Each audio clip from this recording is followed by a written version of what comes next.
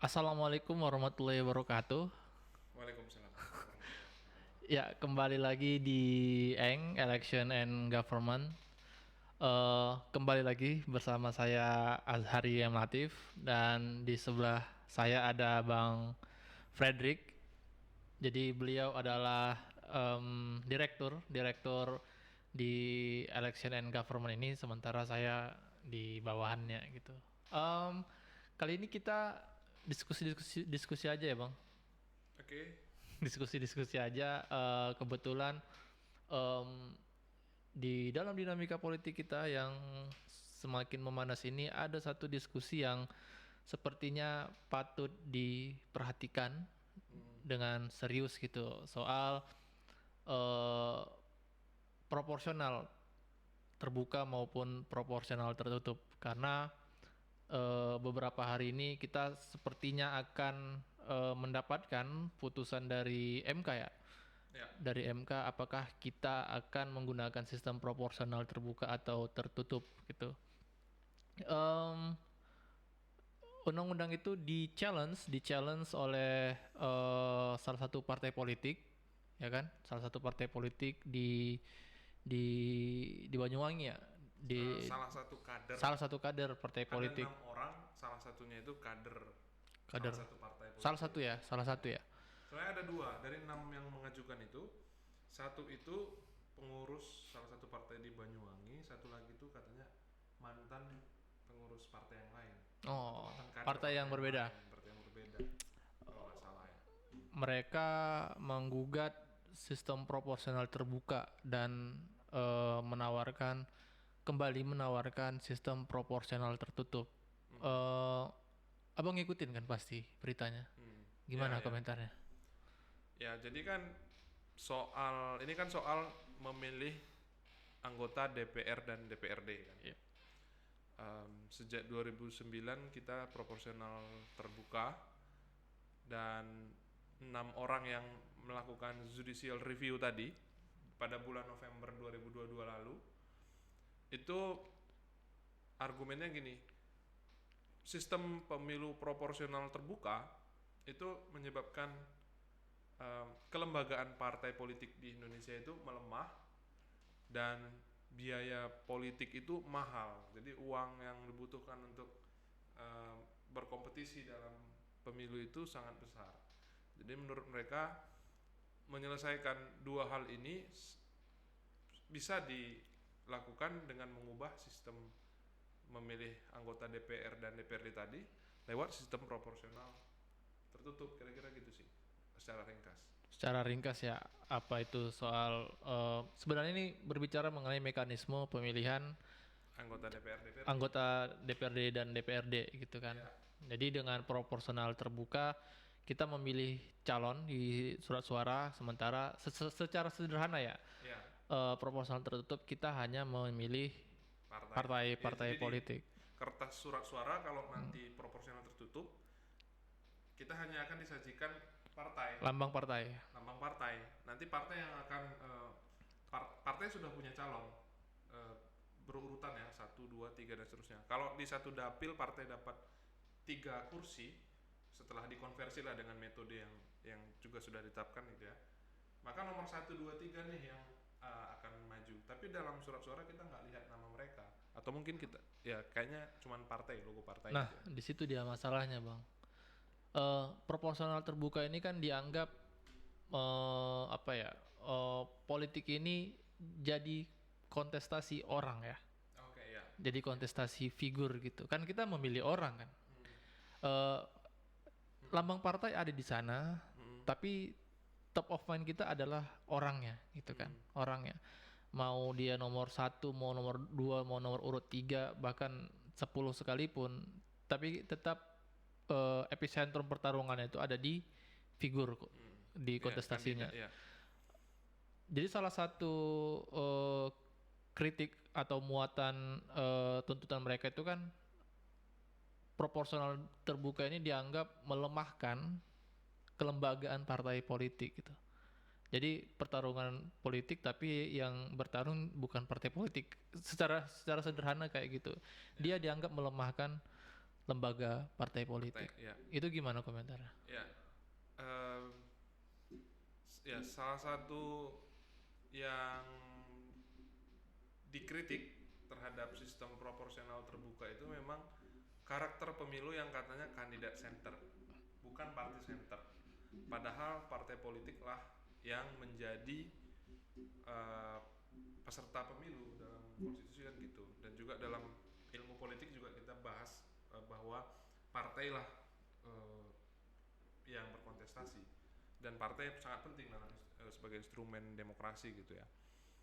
Cuman kan orang-orang ini kan dijalankan oleh partai juga sebenarnya. Ya. Argumen itu dengan gampang bisa kita counter.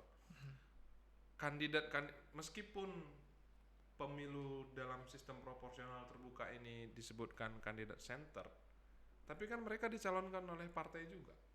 Mau nggak mau ya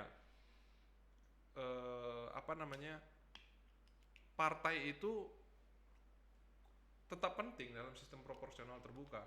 Kecuali tahun 55 pemilu pertama kita itu masih bisa independen kalau pemilihan legislatif. Tapi kan sekarang enggak, hanya pilkada lah boleh independen kan. Tapi semua pemilihan lain yang diatur hanya partai politik. Jadi itu tetap penting ya menurut saya ya, partai. Jadi enggak serta merta membuat peran partai itu tergerus. Kemudian tadi soal kelembagaan partai. Jadi kelembagaan partai ini berkaitan dengan demokrasi internal partai. Demokrasi internal ini kaitannya dengan konstitusi partai, bagaimana mekanisme mereka menentukan kandidat, ya, kandidasi, bagaimana mereka mengambil keputusan gitu ya. Baru yang kedua soal ideologi, ya kan. Baru yang ketiga soal apa ya? Otonomi. Apakah mereka Otonom ya? Ya, apakah mereka independen atau mandiri dalam bertindak, dan dukungan publik yang paling penting. Dukungan publik ini berkaitan dengan mereka konsisten nggak sih mewakili kepentingan tertentu. Misalkan mereka mewakili kepentingan petani gitu ya, ya mereka konsisten mendukung petani gitu. Nah di Indonesia ini disebutkan kan kelembagaan partainya lemah, ya kan. Dan sejak awal sebenarnya setelah 98 partai kita itu nggak punya kelembagaan yang memadai. Kalau kita lihat secara singkat dari 4 aspek tadi, dari sisi demokrasi internal, apakah demokratis partai sekarang? Enggak kan? Ya kita tahu bahwa banyak sekali pemilihan ketua partai, ini contoh kecil ya, itu sudah didesain sedemikian rupa gitu, siapa yang menang, siapa yang akan terpilih menjadi pengurus dan seterusnya. Gitu juga dengan hal ideologi, ya kan. Ada yang bilang kita tanpa ideologi partai-partainya gitu, atau ya nggak jelas gitu ya. Bisa pada saat yang bersamaan mendukung satu isu, tapi di kesempatan yang lain mendukung isu yang jelas bertentangan dengan yang awalnya tadi didukung gitu. Yang ketiga juga begitu soal otonomi, dan yang keempat dukungan publik yang paling lemah. Ini indikatornya kan disebut party ID. Studi terakhir itu kalau nggak salah itu mungkin sekarang udah di bawah 2 digit ya, mungkin sekarang 9% atau 10% gitu ya. Tapi terus menurun. Di 99 pemilu pertama pasca reformasi itu masih 41% kalau nggak salah. party ID-nya. Party ID. Ada riset yang menjelaskan itu ya. Berkesimpulan party ID-nya itu 41%. Tinggi. Dulu kan masih euforia setelah terbuka ruang demokrasi, orang bikin partai politik, banyak orang mengidentikan diri dengan partai. Tapi setelah kesini orang merasa bahwa partai yang semakin elitis kan, semakin berjarak lah, hanya berjarak. Akhirnya ya nggak heran party ID-nya tadi itu jadi sangat rendah. Nah ini disalahkan gara-gara proporsional terbuka, dikritik oleh beberapa pihak termasuk yang mengajukan judicial review ini ya, melemahkan kelembagaan partai. Nah gitu sih, mungkin berhenti di situ dulu. Tapi ya menyambung tadi penjelasan Bang Fredrik, sebenarnya tadi Bang Fredrik itu sebenarnya mau bilang kalau eh kalau ini kan ada kayak semacam kalau bahasa populer itu insecure partai terhadap calon-calon legislatif kan. Padahal kan yang dijelaskan sama Bang Predik juga sebenarnya caleg-caleg ini kan juga adalah hasil dari partai politik. Partai politik lah tetap yang memberikan final decision untuk apakah caleg ini bisa maju atau tidak. Kan Ya. gitu kan sebenarnya. Jadi eh, ya kalau dianggap melemahkan ya menggunakan argumentasi yang sama yang sebenarnya nggak melemahkan banget gitu kan. Iya, benar-benar. Jadi satu lagi soal yang dari tadi dijelaskan ketiadaan ideologi ya, bayangin di partai di Indonesia mungkin satu-satunya partai di dunia yang ideologinya nasionalis dan religius religius Ya. gitu ya. Terus party ID-nya yang lemah kan kok saya melihat justru itu bukan problem apakah kita menggunakan terbuka atau tertutup ya, tapi justru itu problem dari partai itu sendiri. Ya. Ya, sampai di sini kita sepakat bahwa problemnya ada di partai sebenarnya gitu ya. Ah, Cuman yang harus diingat juga sebenarnya nggak ada sistem pemilu yang paling baik, itu nggak ada. Semua sangat tergantung konteks.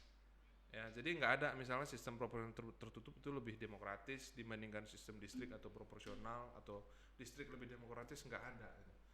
Eh, ini semua tergantung dari situasi konteks. Nah, tadi benar ya menyambung yang disampaikan oleh Azari tadi bahwa eh, toh si kandidat itu ketika dia berkampanye dia kan bawa logo partai juga kan.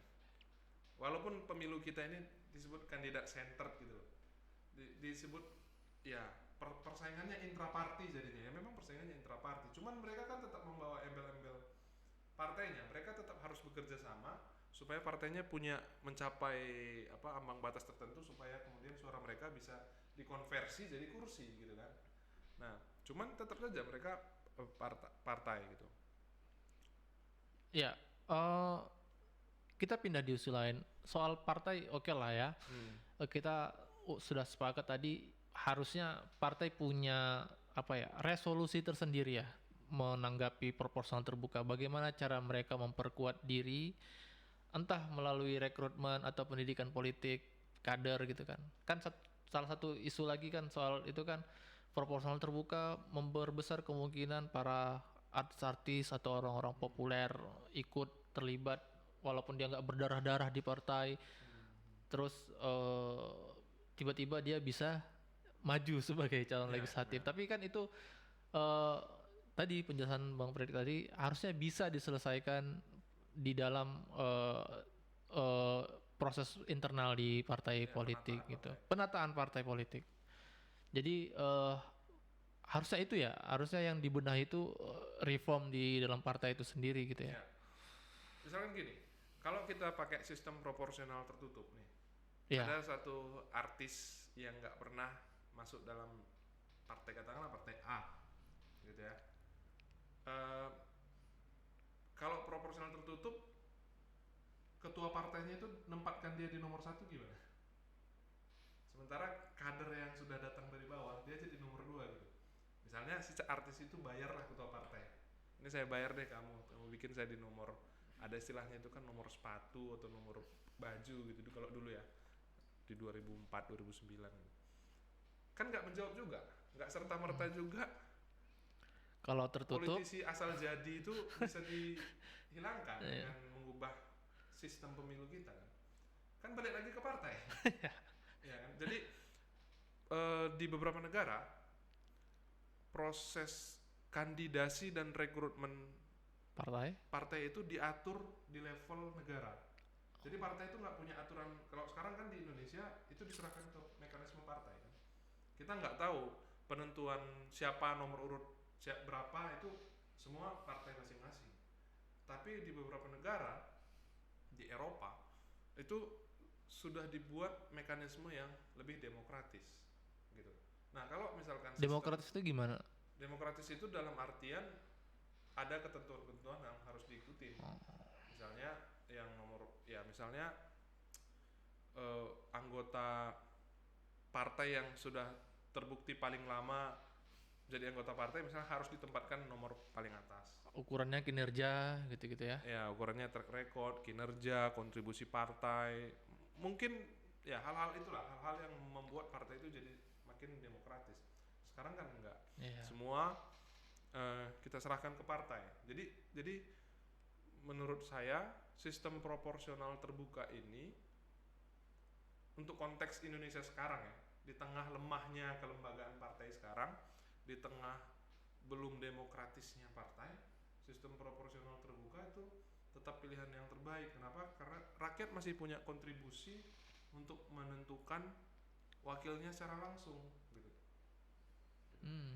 Oke. Nah, kita geser di isu yang lain gitu bang, soal proporsional terbuka yang dianggap apa ya,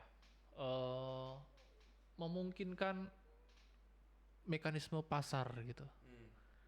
Mekanisme pasar, dampak terbaiknya ya kita punya, sebenarnya kan kita punya kemungkinan yang lebih besar gitu ya menentukan calonnya, tapi efek sampingnya menghadirkan, karena ya si calon berlomba-lomba untuk memenangkan kontestasi, dia akan gunakan berbagai cara untuk memenangkan dirinya, yang paling umum menggunakan uang gitu kan, di drive up oleh uang gitu. Terjadi transaksi kotor atau di bawah meja.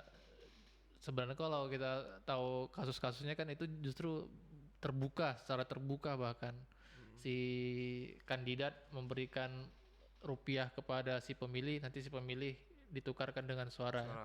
Katanya proporsional terbuka itu lebih memungkinkan hal itu ketimbang proporsional tertutup. Ya, memang ya membuat persaingan itu semakin barbar, bahkan antar partai itu kanibalisme di dalam. Ya, ada istilah itu kanibalisme ya.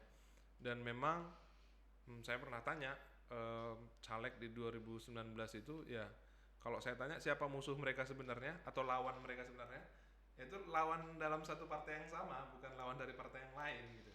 Lawan yang sama. Dan itu yang mendorong para politisi kemudian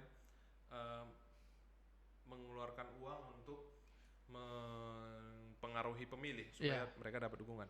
Cuman problemnya adalah sistem proporsional tertutup nggak serta-merta mengurangi transaksi-transaksi itu. Berpindah dia bisa ya. Justru dia bisa berpindah dan sangat mungkin berpindah. Iya kan?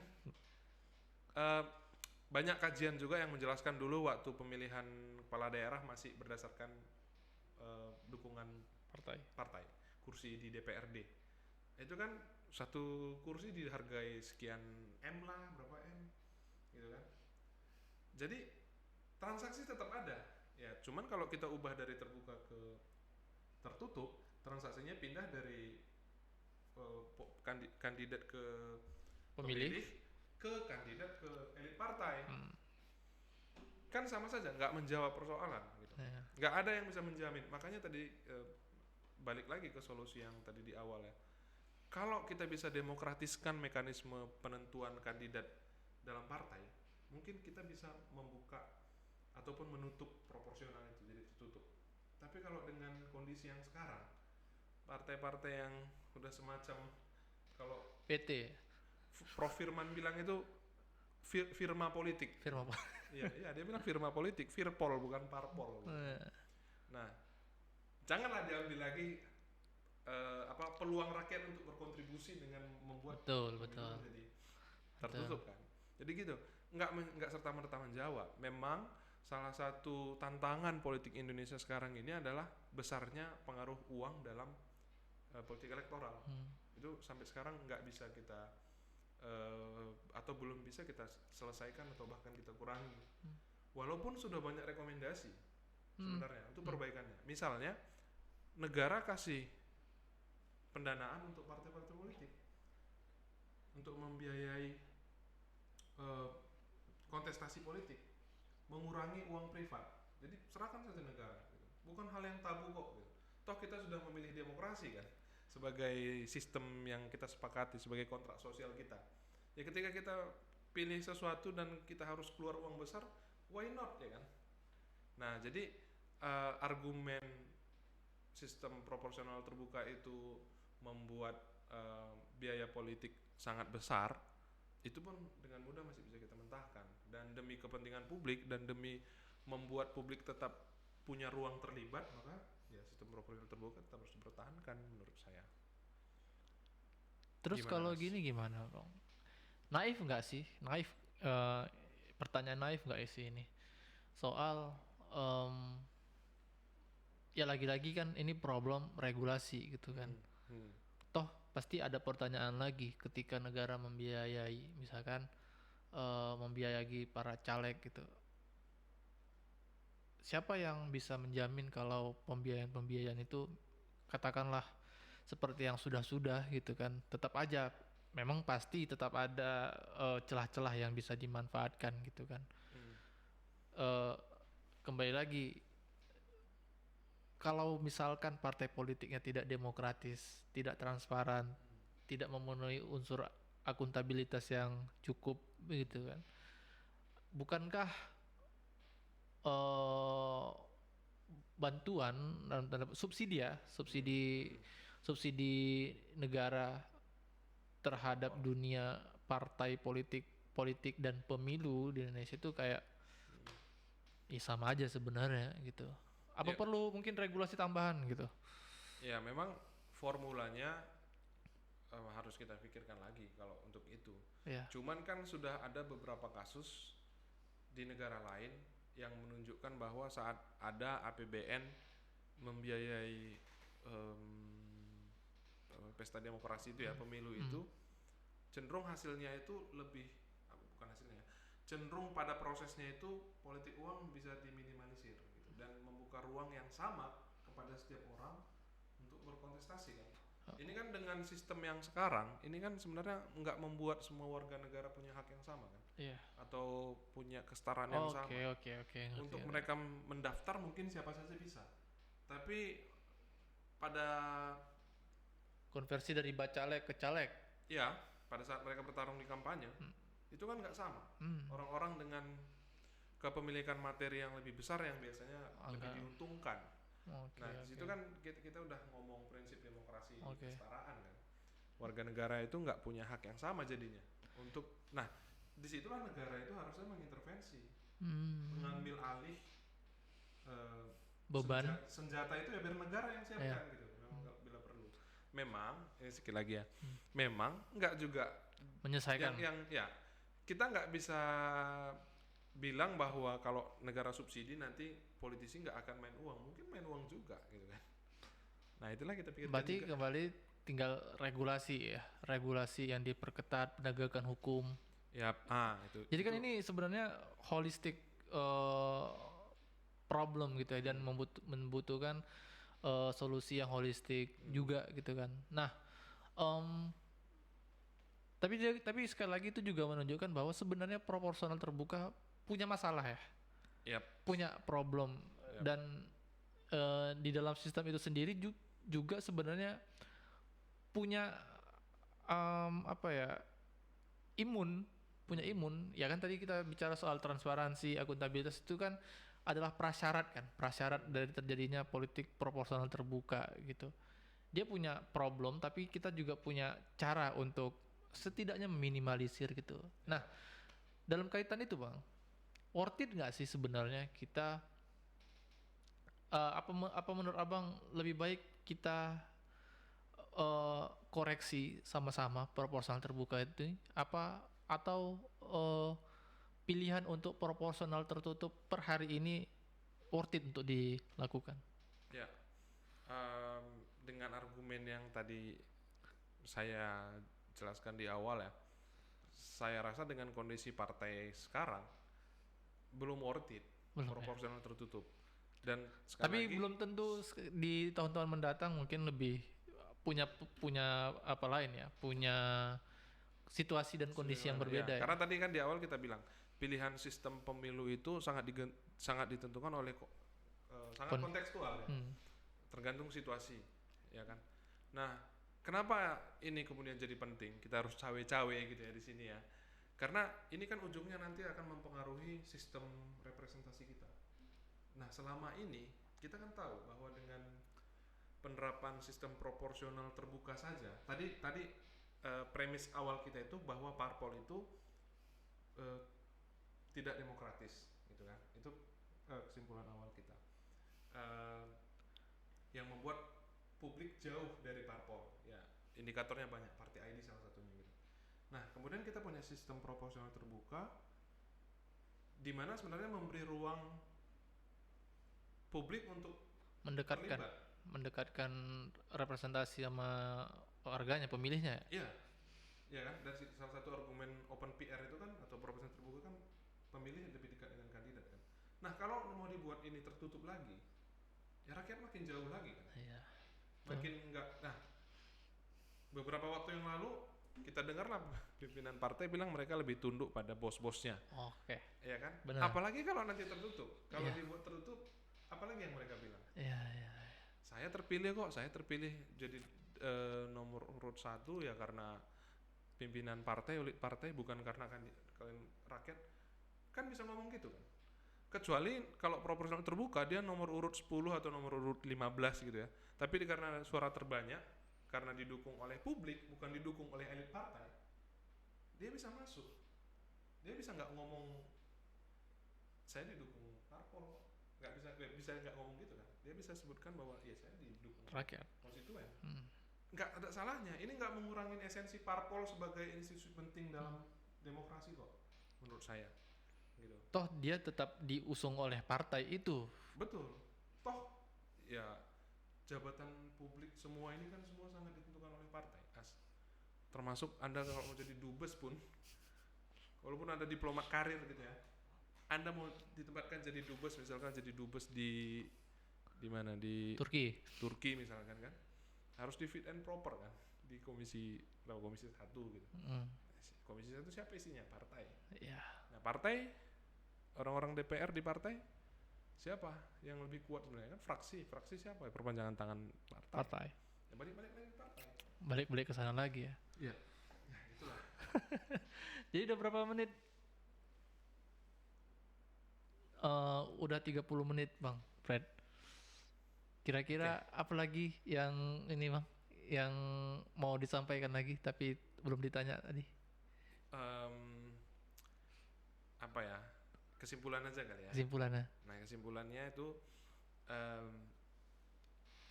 dalam kondisi politik Indonesia sekarang yang partai politiknya itu tidak demokratis, padahal parpol itu adalah institusi publik, ya kan, milik publik sebenarnya. Pilihan terbaik kita ya sistem proporsional terbuka.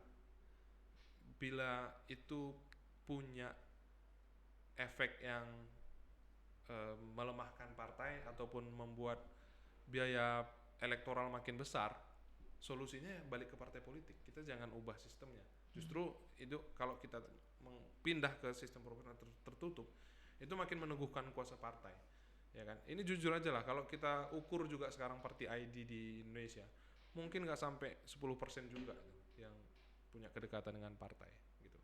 Nah, kalau misalkan ada yang mengatakan juga, ini kita eksperimen gitu ya, mengatakan bahwa ya kalau proporsional terbuka makin lemah terus lah gitu ya, lembagaannya partai ID-nya makin lemah, ya makanya partainya diperbaiki. Makanya kita rame-rame nih, kita pikirkan yang lebih penting, kita pikirkan adalah bagaimana mendesain supaya partai politik itu jadi lebih demokratis. Kita paksa lah misalkan ya, contohnya lewat undang-undang itu, lewat undang-undang parpol, misalkan mekanisme kandidasinya seperti apa, jangan diserahkan ke partai semua, diatur. Bila perlu ketua umum partai pun maksimal 2 periode gitu misalnya, supaya membuat sirkulasi kekuasaan. Ya kalau ada yang terus-terusan itu ya kan patronasinya makin mengakar ya, makin elitis, terjadilah apa yang disebut Robert Michels itu sebagai hukum besi oligarki. Kira itulah. Sedap.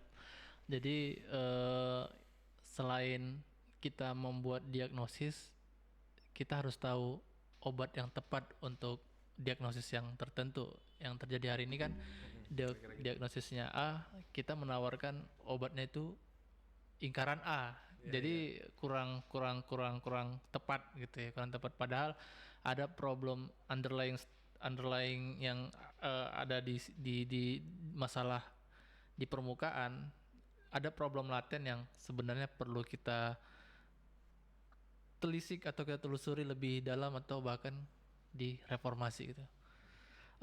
Demikian pada hari ini. Mudah-mudahan informasinya bermanfaat untuk teman-teman semuanya. Jangan lupa like dan subscribe channel YouTube Eng. Apa ya? Oke, dadah, bye bye. Assalamualaikum warahmatullahi wabarakatuh.